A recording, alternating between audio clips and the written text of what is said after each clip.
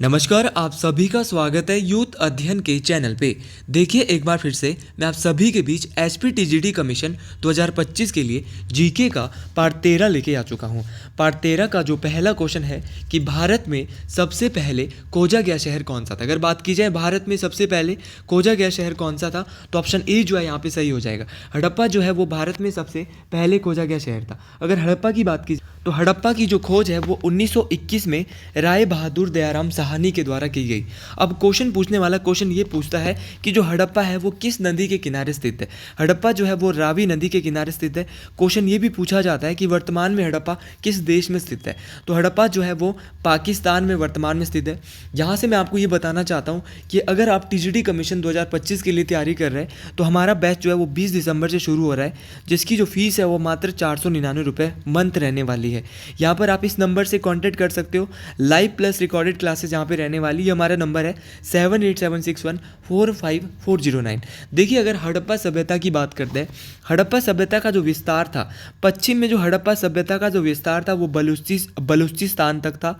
और अगर पूरब में बात की जाए, पूरब में जो है वो आलमगीरपुर तक जो है वो हड़प्पा सभ्यता फैली थी।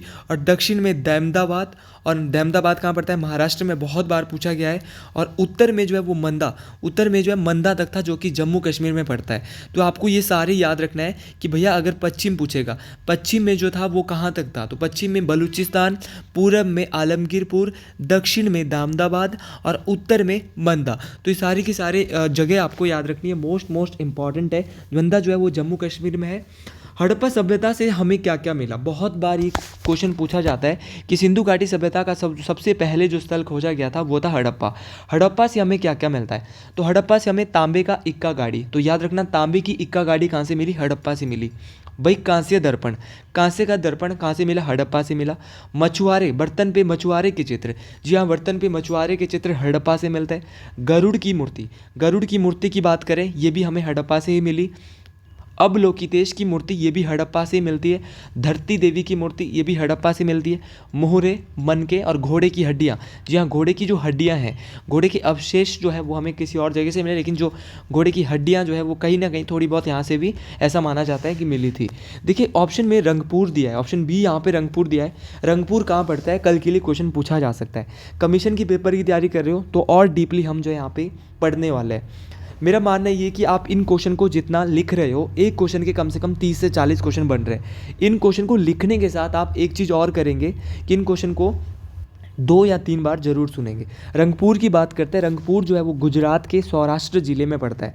ये बात आपको याद रखना है कि रंगपुर जो है वो गुजरात के सौराष्ट्र जिले में, और इसकी जो खोज है वो 1931 में MS वत्स के, किसके द्वारा, MS वत्स, इस बात को आपने याद रखना, MS वत्स के द्वारा जो है इसकी खोज की गई थी 1931 में। देखिए हमें रंगपुर से क्या क्या मिलता है, तो रंगपुर से जो हमें क्या क्या मिलता है, तो मृदभांड, मृदभांड यहाँ से मिलता है रंगपुर से। आपकी नालियाँ जो है, नालियों की भी खोज रंगपुर में मतलब मिली है। कच्ची ईंटों के दुर्ग, तो कच्ची ईंटों के दुर्ग भी जो है भैया रंगपुर से मिले हैं। पत्थर के फलक और धान भूसी के ढेर, धान और भूस के जो ढेर है वो भी हड़प्पा सभ्यता की किस जगह से मिले, रंगपुर। देखिए ऐसे क्वेश्चन कमीशन के पेपर में पूछे जा सकते हैं। पत्थर के फलक भी हमें यहीं से मिले। भाई मोहनजोदड़ो, मोहनजोदड़ो की जो खोज है वो हड़प्पा सभ्यता की ठीक 1 साल बाद 1922 में हुई थी। हड़प्पा सभ्यता की खोज 1922 में राखल दास बनर्जी के द्वारा की गई थी। इस बात को आपने याद रखना है। और हड़प्पा जो है, हड़प्पा का जो ये मोहनजोदड़ो है, मोहनजोदड़ो की खोज राखल दास बनर्जी ने 1922 में की थी। और ये जो है वो सिंधु नदी, किस नदी के किनारे है भैया, सिंधु नदी के किनारे स्थित है। इस बात को आपने याद रखना है। मोस्ट इंपॉर्टेंट बात है। और वर्तमान में जो अपना मोहनजोदड़ो है ये भी पाकिस्तान में ही स्थित है। मोहनजोदड़ो से हमें क्या क्या मिला, क्वेश्चन पूछे जा सकते हैं। मोहनजोदड़ो से हमें मिला पक्की सड़कें मिली, स्नानागार, विशाल स्नानागार कहाँ से मिला, मोहनजोदड़ो से ही मिला। आपकी पक्की नालियाँ, देखिए नालियाँ तो हमें रंगपुर से भी मिली, लेकिन पक्की जो नालियाँ मिली वो मोहनजोदड़ो से मिली। गेहूँ और कांसे की नंगन नर्तकी की मूर्ति, तो कांसे की नंगन नर्तकी की मूर्ति कहाँ से मिली, मोहनजोदड़ो। तो इस क्वेश्चन को हमने बहुत ही डिटेल से देख लिया है और इसको आपने अपनी कॉपी में भी राइट डाउन और नोट डाउन कर लेना है। अगला क्वेश्चन है कि ऋग्वेद में सर्वाधिक प्राधान्य प्राप्त देवता है। देखिए अगर ऋग्वेद की बात करें तो ऋग्वेद में जो सर्वाधिक प्राधान्य प्राप्त देवता है वो थे इंद्र। इंद्र की जो है वो सबसे सबसे ज़्यादा माना जाता था ऋग्वेद में। ऋग्वेद की बात करें, ऋग्वेद में 10 मंडल है और पहले जो ऋग्वेद में थे, पहले और 10वें मंडल को ऋग्वेद में क्या माना जाता है, नवीन मंडल माना जाता है। जो ऋग्वेद का जो पहला मंडल है, ऋग्वेद का जो 10वां मंडल है, इन दोनों ही मंडलों को नवीन मंडल माना जाता है। ऋग्वेद के 10वें मंडल की अगर बात करें तो 10वां मंडल बात करता है पुरुष सूक्त। भैया ये मोस्ट इंपॉर्टेंट बात है, पुरुष सूक्त जो बात करता है वो ऋग्वेद का 10वां मंडल बात करता है। और अगर बात करें पुरुष सूक्त या इसको नासदीय सूक्त भी कहीं ना कहीं कहा जाता है। और तीसरा जो मंडल है ऋग्वेद का, तीसरा मंडल जो है वो बात करता है गायत्री मंत्र। जी हाँ, जो तीसरा मंडल है ऋग्वेद का वो गायत्री मंत्र की बात करता है। इस बात को भी आपने याद रखना है। ऋग्वेद में 10 मंडल है, 1028 सूक्त है।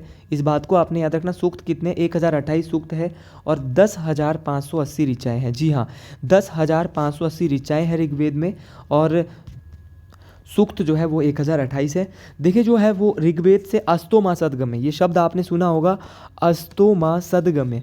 अस्तोमा सदगम्य जो शब्द है ये कहाँ से लिया गया है, तो अस्तोमा सदगम्य शब्द जो है वो हमने ऋग्वेद से ही लिया है। और ऋग्वेद जो है वो दुनिया के सबसे पुराने ग्रंथों में से एक माना जाता है। इस बात को भी आपने याद रखना है। देखिए अगर मैं बात करता हूँ ऋग्वेदिक काल की, तो ऋग्वेदिक काल में बहुत सारे देवता हुए थे। जैसे कि ऋग्वेदिक काल में एक मरुत देवता थे। मरुत जो देवता थे ऋग्वेदिक काल में, इनको आंधी और तूफान का देवता माना जाता था। तो आंधी और तूफान के देवता जो है ऋग्वेद में वो मरुत देवता को माना जाता था। यम जो देवता थे इनको मृत्यु का देवता, याद रखना है कि जो यम देवता है इनको मृत्यु का देवता माना जाता था। और पर्जन्य जो देवता है इनको वर्षा का देवता, तो पर्जन्य जो देवता थे इनको वर्षा का देवता माना जाता था। और जो अपने यम देवता थे इनको मृत्यु का देवता माना जाता था। इस बात को आपने याद रखना है, मोस्ट इंपॉर्टेंट बात है। और जो सोम देवता थे, सोम जो है वो पौधे के देवता माने जाते थे। और रुद्र देवता थे हवा और तूफान, तो हवा और तूफान के जो देवता थे ये रुद्र देवता थे। उसी प्रकार ब्रह्मांड के जो संरक्षण देवता थे, जो ब्रह्मांड का संरक्षण करते थे, ये विष्णु देवता थे। और जल और वर्षा के देवता ऋग्वेद में वरुण देवता को माना जाता। तो इस प्रकार ऋग्वेद में बहुत सारे देवता थे। इस बात को भी आपने याद रखना है, जो कि बार बार परीक्षाओं में आपसे पूछे जाएंगे। अगले क्वेश्चन की ओर बढ़ते हैं। अगला क्वेश्चन बहुत इंटरेस्टिंग रहने वाला है कि त्रिपिटक लिखा गया है। अगर मैं त्रिपिटक की बात करता हूँ तो त्रिपिटक को किस भाषा में लिखा गया है। जी हाँ, the Tripitaka was written in पाली। तो जो त्रिपिटक है इनको पाली भाषा में लिखा गया था। इस बात को आपने याद रखना है। त्रिपिटक की अगर मैं बात कर, त्रिपिटक जो है वो बौद्ध धर्म की प्रमुख ग्रंथ है। इस बात को आपने याद रखना है। त्रिपिटक को 3 भागों में बांटा गया था। इनमें विनय पिटक, सूत पिटक और अभिधम पिटक है। याद रखना है कि जो त्रिपिटक है इनको भी 3 भागों में, देखो त्रि इसके आगे आ रहा है, तो त्रिपिटक को 3 भागों में बांटा गया है। बौद्ध धर्म में जो है ये बौद्ध धर्म के प्रमुख ग्रंथ है त्रिपिटक, जिसमें विनय पिटक आता है, आपका सूत पिटक आता है, आपका अधिगम पिटक आता है। तीनों आपको याद रखना है। त्रिपिटक को पाली कैनन, याद रखना है, बहुत बार पूछा गया है कि त्रिपिटक को, आपने ये क्वेश्चन सुने नहीं होंगे लेकिन कमीशन के पेपर में जरूर आपको देखने को ये सारे के सारे क्वेश्चन देखने को मिल सकता है। देखो जो ये त्रिपिटक है इसको पाली कैनन के नाम से भी जाना जाता है। इस बात को भी आपने याद रखना है। देखिए अगर हम त्रिपिटक की बात करें, ये बौद्ध धर्म से संबंधित है, ये 3 पिटक है। लेकिन सबसे पहले अगर हम बौद्ध धर्म की बात करते हैं तो बौद्ध धर्म के संस्थापक थे गौतम बुद्ध। जी हाँ, गौतम बुद्ध की बात करते हैं तो गौतम बुद्ध का जो जन्म है वो 563 ईसा पूर्व में हुआ है। 563 बीसी में या 563 ईसा पूर्व में इनका जन्म हुआ है। कहाँ पे हुआ है? लुम्बिनी। जी हाँ, ये बात आपको याद रखनी है। लुम्बिनी में जो है वो जन्म हुआ है किसका? गौतम बुद्ध का। अगर बात की जाए इनके मूल नाम की, गौतम बुद्ध का जो मूल नाम था वो था सिद्धार्थ। बहुत बार पूछा गया है। सिद्धार्थ इनका बचपन का नाम था। इनके जो प्रथम गुरु होते हैं, इनका क्या नाम था? इनका नाम था अलार कलाम। अलार कलाम जो है वो प्रथम गुरु थे किसके? गौतम बुद्ध के।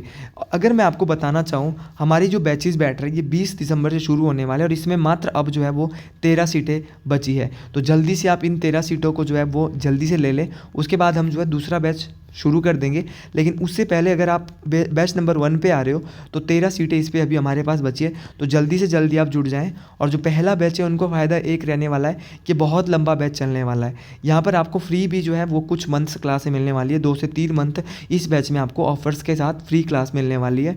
प्लस यहाँ पर आपको बहुत ज़्यादा, क्योंकि ये हमारा फर्स्ट बैच है कमीशन का, तो यहाँ पर 13 सीटें अभी भी बची हैं। तो आप जल्दी से जुड़ जाइए। ये हमारा नंबर है, आप इस नंबर पे जल्दी से 7876145409 लाइव प्लस रिकॉर्डेड, अगर आप लाइव क्लासेस नहीं देख पाओगे तो आप रिकॉर्डेड भी अपने घर में आराम से शाम को क्लासेस देख सकते हो। तो ये आपके पास यहाँ पे बहुत बड़ी अपॉर्चुनिटी है, आप जल्दी से इस बैच में जुड़िए। यहाँ पर 3-3 4-4 टीचर आपको इस बैच में पढ़ाएंगे और बहुत ही एक अच्छे लेवल का ये बैच रहने वाला है। मैं बार बार बात कर रहा हूँ इसी बात की। देखिए, अगर मैं महात्मा बुद्ध की बात करता हूँ, इनकी बात चल रही है, इनके प्रथम गुरु थे अलार कलाम।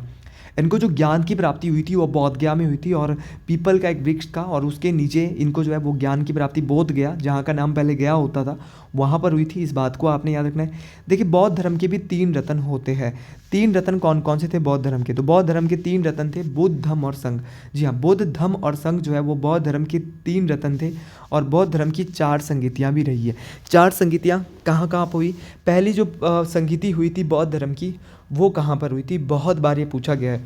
तो पहली संगीति बौद्ध धर्म की सप्तपर्णी गुफा में हुई थी, अजातशत्रु के कार्यकाल के दौरान हुई थी। इस बात को आपने याद रखना है।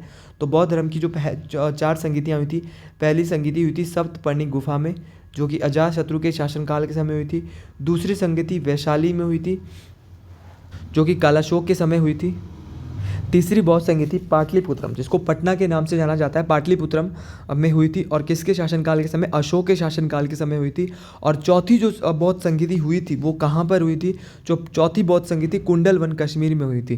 तो इस बात को भी आपने याद रखना है, ये भी मोस्ट इंपॉर्टेंट बात है, परीक्षाओं में पूछी जाने वाली बात है। तो चारों बौद्ध संगीतियाँ, पहली सप्तपर्णी गुफा अजातशत्रु के समय, दूसरी वैशाली कालाशोक के शासनकाल के समय, तीसरी पाटलिपुत्रम में हुई थी अशोक के शासनकाल के समय, और चौथी कश्मीर में हुई थी, कश्मीर कुंडलवन कश्मीर, जो कि कनिष्क के शासनकाल के समय हुई थी। इस बात को भी आपने याद रखना, ये भी मोस्ट इंपॉर्टेंट बात है।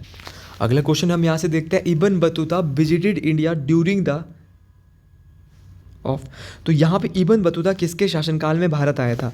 भाई, अगर बात करें इब्न बतूता की, सबसे पहले तो पूछा जाता है कि जो इब्न बतूता है वो किसके शासनकाल में भारत आया था? इब्न बतूता जो है वो मोहम्मद बिन तुगलक के शासनकाल के समय जो है भैया कहाँ पे आया था? भारत आया था। इस बात को आपने याद रखना है। इब्न बतूता की बात करें तो इब्न बतूता जो है एक मोरक्को का यात्री था। जी हाँ, इब्न बतूता की बात करें, इब्न बतूता मोरक्को का एक यात्री था। और इब्न बतूता की बात करता है तो इब्न बतूता मोरक्को से आया था और मोहम्मद बिन तुगलक के कार्यकाल के दौरान आया था। उसी प्रकार इल्तुतमिश ऑप्शन में दिया है। इल्तुतमिश वही है, ऐसे शासक गुलाम वंश के जिनके शासनकाल के समय जो है वो कुतुब मीनार का निर्माण जो है वो पूर्ण रूप से हुआ था। इल्तुतमिश गुलाम वंश का दूसरा शासक था। इस बात को आपने याद रखना है। इल्तुतमिश की बेटी का नाम था रजिया सुल्तान। और अगर बात की जाए रजिया सुल्तान की, तो रजिया सुल्तान भारत की पहली महिला शासिका। बहुत बार क्वेश्चन पूछा गया है, भारत की पहली महिला शासिका कौन थी? तो भारत की जो पहली महिला शासिका थी, इनका नाम था रजिया सुल्तान। ये भी आपको याद रखना है, मोस्ट इंपॉर्टेंट है रजिया सुल्तान का नाम भी। उसी प्रकार अलाउद्दीन खिलजी ऑप्शन में दिया है। अगर मैं, और जो इल्तुतमिश के द्वारा 2 सिक्के चलाए गए थे, टंका और जित्तल, तो टंका और जित्तल जो सिक्के हैं वो भी किसके द्वारा चलाए गए थे? इल्तुतमिश के द्वारा।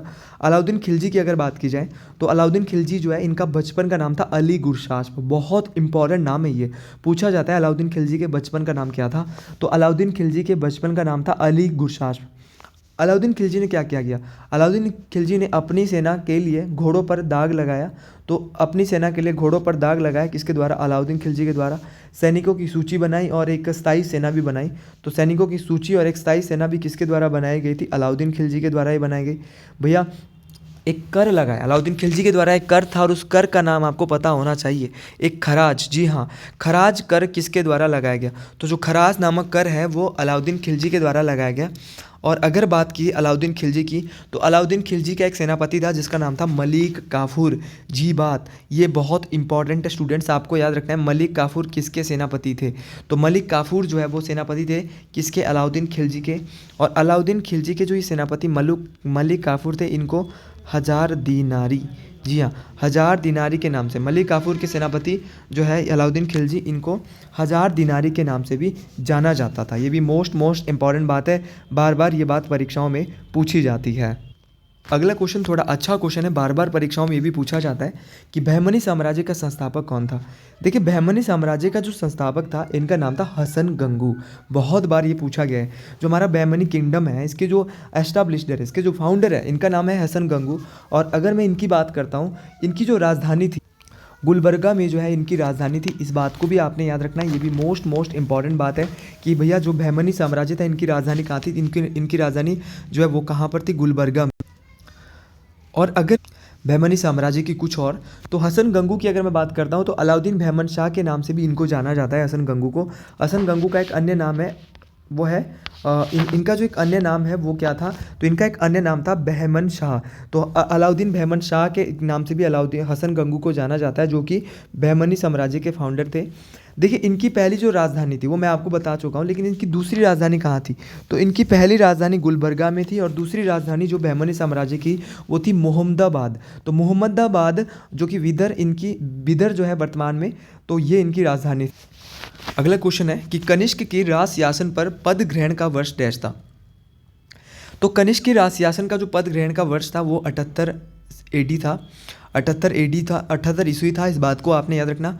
इसके द्वारा जो है वो शक संवत भी चलाया गया, बहुत बार पूछा गया है शक संवत की शुरुआत। तो शक संवत की शुरुआत 78 ईस्वी में हुई थी, इस बात को आपने याद रखना है। भारत सरकार का एक राष्ट्रीय कैलेंडर या आधिकारिक कैलेंडर भी है, इस बात को आपने याद रखना। तो शक संवत भारत का राष्ट्रीय कैलेंडर भी है, जिसको 78 ईस्वी में चलाया गया था। देखिए शक संवत का जो पहला महीना होता है वो चैत्र होता है और अंतिम महीना जो होता है वो फागुन होता है।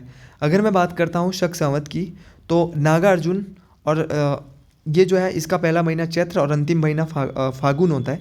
उसी प्रकार क्वेश्चन आपसे परीक्षाओं में स्टूडेंट्स पूछा जाता है कि बहुत दफ़ा पूछा गया है, ऐसा नहीं है कि एक दफ़ा, बहुत दफ़ा ये क्वेश्चन पूछा गया है कि ये बताइए कि नागार्जुन किसके दरबारी विद्वान थे, तो किसके कार्यकाल में विद्वान हुआ करते। तो नागार्जुन जो है वो कनिष्क के शासनकाल के दौरान जो है हुआ करते थे। उसी प्रकार क्वेश्चन परीक्षाओं में पूछा जाता है कि जो चरक है, चरक किसके राज्य वैद्य या वैद्य दरबारी कवि या दरबारी विद्वान थे, तो ये जो है वो किसके, तो ये भी कनिष्क के थे, इस बात को आपने याद रखना है। अगर मैं द्वितीय अशोक की बात करता हूँ कि द्वितीय अशोक के नाम से किसको जाना जाता है, तो द्वितीय अशोक के नाम से जो है वो कनिष्क को ही जाना जाता है, इस बात को आपने याद रखना है, बहुत इंपॉर्टेंट बात है, परीक्षाओं में बार बार ये बात पूछी जाती है। कनिष्क जो है वो कुषाण वंश से संबंधित है, कुषाण वंश के सबसे शक्तिशाली राजा जो है वो कनिष्क को माना जाता है। अगले क्वेश्चन की बात करते हैं कि चालुक्य राजा पुलकेशन द्वितीय द्वारा डैश पराजय हुआ था। देखिए जो चालुक्य राजा पुलकेशन द्वितीय थे, इनके द्वारा नरसिंह वर्मन द्वितीय को हराया गया था। ये जो है वो जो चालुक्य जो पुलकेशन द्वितीय नरसिंह वर्मन द्वितीय थे, ये एक पल्लव वंश के शासक थे, इस बात को आपने याद रखना है। और इसको हराने के बाद इन्होंने एक उपाधि धारण की थी, उसका नाम था वातापी कुंड। तो वातापी कुंड की जो उपाधि है वो नरसिंह वर्मन द्वितीय के द्वारा धारण की गई थी। अगले क्वेश्चन की बात करते हैं कि चित्तौड़गढ़ में विजय स्तंभ किन्होंने बनवाया। अगर चित्तौड़गढ़ के विजय स्तंभ की बात करते हैं तो ये स्तंभ जो है वो राणा कुंभा ने बनवाया था। चित्तौड़गढ़ का जो विजय स्तंभ है, ये इसको कीर्ति स्तंभ या विष्णु स्तंभ भी कहा जाता है। बहुत बार ये पूछा गया है कि चित्तौड़गढ़ का विजय स्तंभ अन्य किस नाम से, तो कीर्ति स्तंभ या विष्णु स्तंभ के नाम से भी इसको जाना जाता है। और मोहम्मद खिलजी पर जो है इनके द्वारा जीत पाई गई थी। तो इस बात को आपने याद रखना है कि मोहम्मद खिलजी पर जीत किसके द्वारा पाई गई, तो मोहम्मद खिलजी पर जो जीत पाई गई थी वो राणा कुंभा के द्वारा ही पाई गई थी, इस बात को आपने याद रखना। और इसके जीत पर इन्होंने बनाया था विजय स्तंभ। ये क्वेश्चन बहुत बार पूछा जाता है। विजय स्तंभ वर्तमान में कहाँ पर स्थित है, तो विजय स्तंभ जो है वो राजस्थान में स्थित है, इस बात को भी आपने याद रखना है। और विजय स्तंभ को अन्य नाम क्या दिया गया, तो विजय स्तंभ को टावर ऑफ विक्ट्री भी कहा जाता है। तो टावर ऑफ विक्ट्री किसको कहा जाता है, तो विजय स्तंभ को टावर ऑफ विक्ट्री के नाम से भी जाना जाता है। विजय स्तंभ की अगर मैं बात करूं तो ये चित्तौड़गढ़ के राजस्थान में चित्तौड़गढ़ किले के आसपास स्थित है, इस बात को भी आप याद रखें, मोस्ट इंपॉर्टेंट है। चित्तौड़गढ़ एक जिला है और इसकी जो ऊंचाई है विजय स्तंभ की वो 37.19 मीटर है, इस बात को आपने याद रखना। इस चित्तौड़गढ़ का जो ये विजय स्तंभ है इसको लाल बलुआ पत्थर और कहीं ना कहीं सफ़ेद संगमरमर से बनाया गया है। और इसके जो वास्तुकार थे, इसके जो शिल्पकार थे, इनका नाम था राव जेता। तो राव जेता के द्वारा इसको बनाया गया था, इस बात को भी आप याद रखें, मोस्ट इंपॉर्टेंट बात है। अगर आपको ये वीडियो पसंद आई है तो इस वीडियो को आप लाइक, सब्सक्राइब और शेयर ज़रूर करें और अधिक से अधिक लोगों तक शेयर करें। ये सीरीज़ आपके लिए हर दिन चलने वाली है, मोस्ट इंपॉर्टेंट सीरीज़ रहने वाली है, तो आप इसी तरह सीरीज़ को आगे बढ़ाइए, हम आपके साथ जुड़े रहेंगे। कमेंट, अगर ये वीडियो पसंद आई है तो कमेंट बॉक्स में एक बार जरूर लिखें हर हर महादेव, जय माँ भगयाणी, जय माँ ठारी, जय श्री गुरु महाराज, हर हर